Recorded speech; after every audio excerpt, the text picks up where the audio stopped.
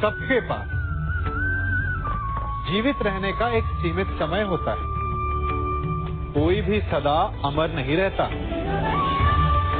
जलन और द्वेष के कारण हम जो समय अपने विकास और प्रगति में लगा सकते थे, वो समय हम उसके विषय में सोचने में लगा देते हैं, जिससे हमें ईर्ष्या है।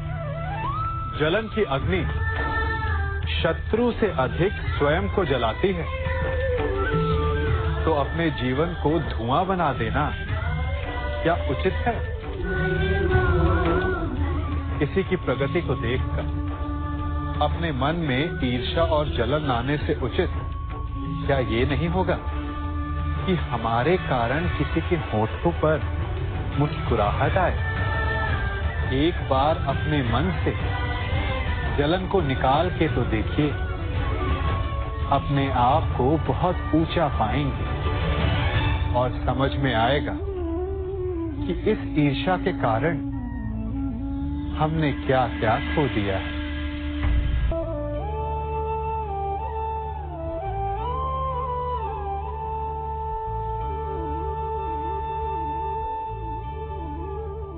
विश्वास ये केवल शब्द नहीं, ये वो नींव है जिस पर मनुष्य का जीवन टिका हुआ है।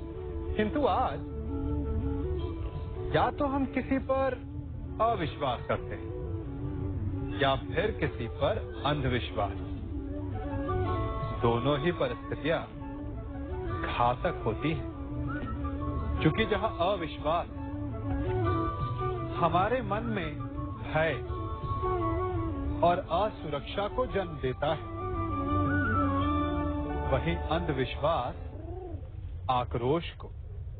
तो प्रश्न ये उठता है कि विश्वास की परिभाषा क्या है?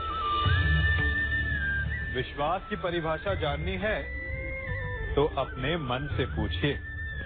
पहले स्वयं पर विश्वास कीजिए कि आप इस संसार के सबसे महत्वपूर्ण व्यक्ति हैं, और ये विश्वास आपको अपनी शक्ति का ज्ञान करवाएगा, और शक्ति अपने उत्तरदायित्व का,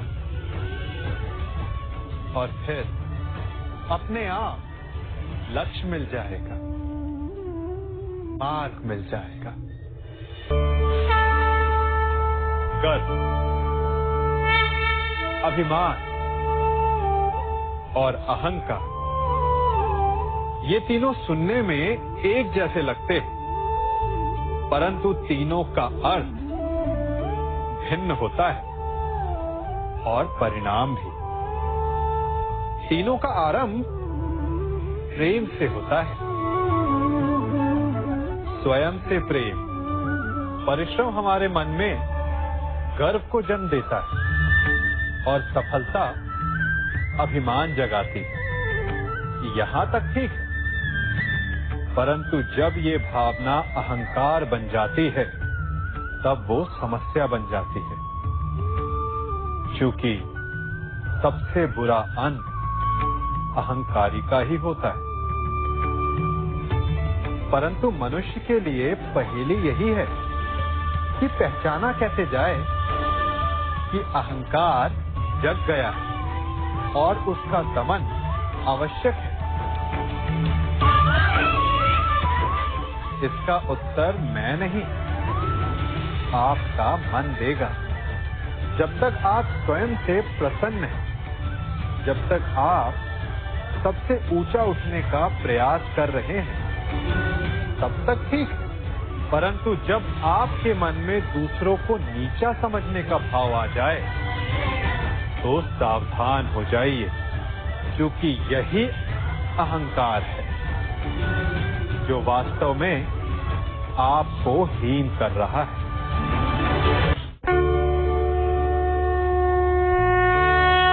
मनुष्य का मन स्वभाव से ही चंचल होता है। अब बालकों को देखो, माता पिता कहेंगे कि नदी के पास मत जाना, वन में मत खेलना, तो अवश्य वो वही करेंगे जिसके लिए उन्हें मना किया गया। बंधन को तोड़ने का जो रोमांच है वो मनुष्य के मन को सदा ललचाता है, परंतु बंधन और मर्यादा में बड़ा अंतर है।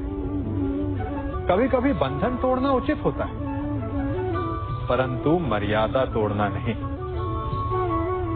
चाहे वो प्रेम की हो, शत्रुता की हो या फिर अतिथि की। फिर ये प्रश्न उठता है कि मर्यादा है क्या? हमें कैसे भान हो कि किस सीमा को हमें पार नहीं करना चाहिए?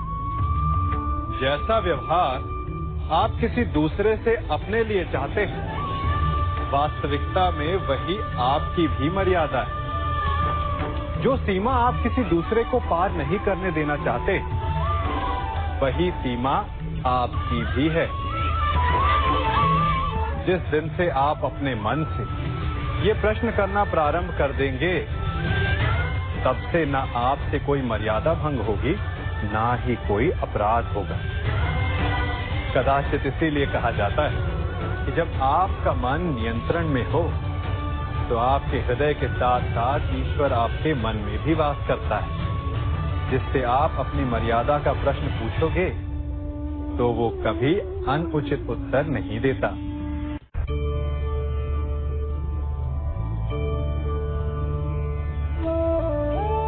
मनुष्य एक जीव होते हुए भी शेष जीवों से भिन्न है।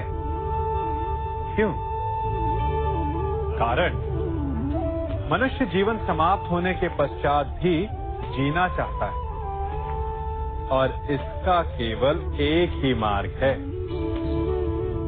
सम्मान, जो मनुष्य के मृत्यु के पश्चात भी जीवित रहता है।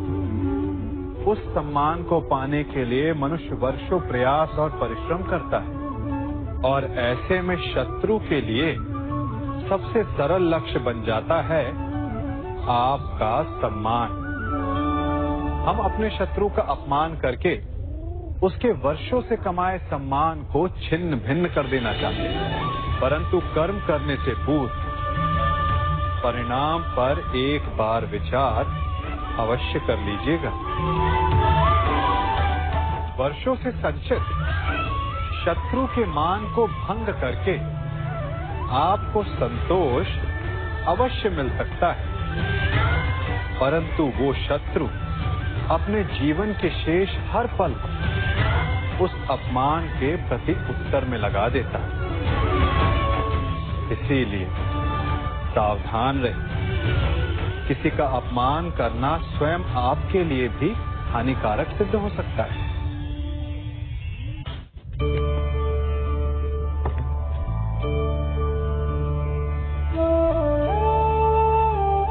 क्या कर रहा हूं मैं? इस अग्नि को शांत करने का प्रयत्न कर रहा हूं मैं। परंतु एक अग्नि दूसरी अग्नि को कभी शांत नहीं कर सकती, वो उसे और अधिक प्रज्वलित ही करती है। अपमान से जन्म लेने वाली अग्नि का प्रतिकार प्रतिशोध नहीं हो सकता, क्योंकि प्रतिशोध की अग्नि अपमान की अग्नि से अधिक प्रचंड होती है। तो इसका त्राण क्या है? उत्तर चाहिए? मैं दिखाता हूं।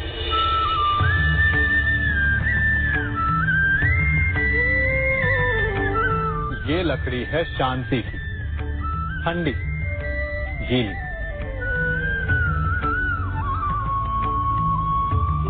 अपमान की अग्नि से त्राण पाने का मार्ग प्रतिशोध नहीं,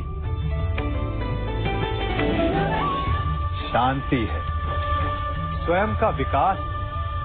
अपने आप को इतना बड़ा बना लो कि आपका शत्रु आपका अपमान करने का प्रयास ही ना कर पाए। अन्यथा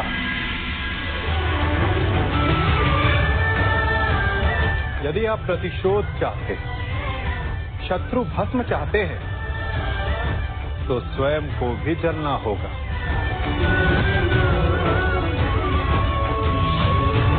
क्योंकि प्रतिशोध की अग्नि स्वयं को भी जलाती है। और ऐसा आप कदापि नहीं चाहेंगे, है ना?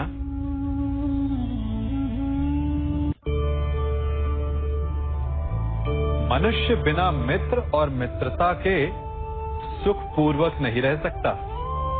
बालक हो या वृद्ध, गृहस्थ हो या गृह त्यागी सन्यासी, कवि हो या योद्धा, बिना मित्रों के किसी का जीवन नहीं चल सकता। यदि यह संबंध इतना आवश्यक और शक्तिशाली है, तो उसके उत्तरदायित्व भी आवश्यक हो जाते हैं। परंतु प्रश्न ये उठता है कि मित्र कौन होता है? आप कहेंगे कि मित्र वो होता है जो सदा हमारा साथ दे, हमारे सुख में आनंद मनाए, हमारे दुख में हमारा सहारा बने, हमारे विरोधियों का शत्रु हो जाए वो, यही ना? परंतु क्या वास्तविकता में मित्र की पहचान यही होती है? मित्र के लिए आवश्यक है कि आवश्यकता पड़ने पर वो आपका विरोध करे। यदि आप सच्चे मित्र हैं, यदि आपका मित्र मूर्खतावश, जानबूझकर या किसी कुचक्र में फंसकर कोई अनुचित कार्य करने जा रहा है, तो आपका कर्तव्य बनता है कि सबसे पहले आप उसे वो कार्य करने से रोकें, उसका विरोध करें। क्योंकि यदि मित्र ने कुछ अनुचित किया, तो आप भी स्वयं को अपयश का भागीदार बनने से नहीं रोक पाएंगे।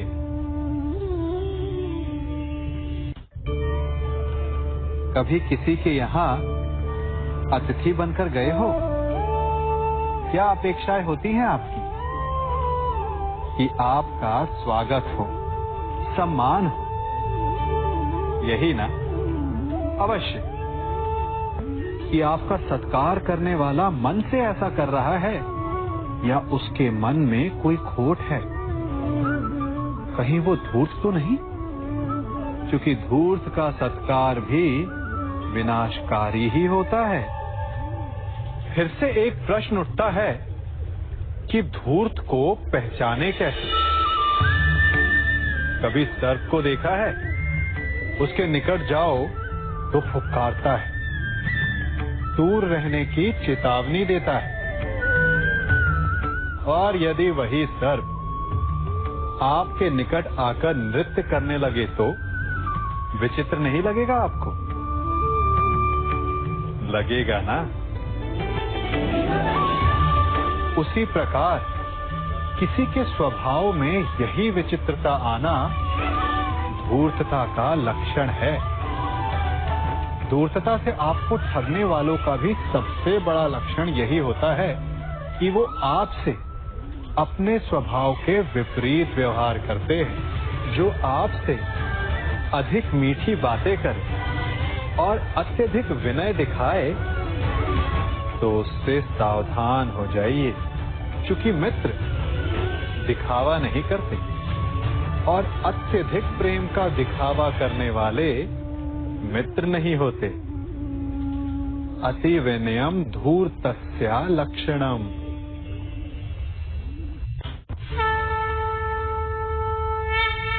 जन्म से लेकर जीवन पूर्ण होने तक हम आगे बढ़ने का स्वप्न देखते हैं, नए नए लक्ष्य पाने का प्रयास करते हैं, परंतु जीवन में सदैव आगे बढ़ना भी ठीक नहीं होता।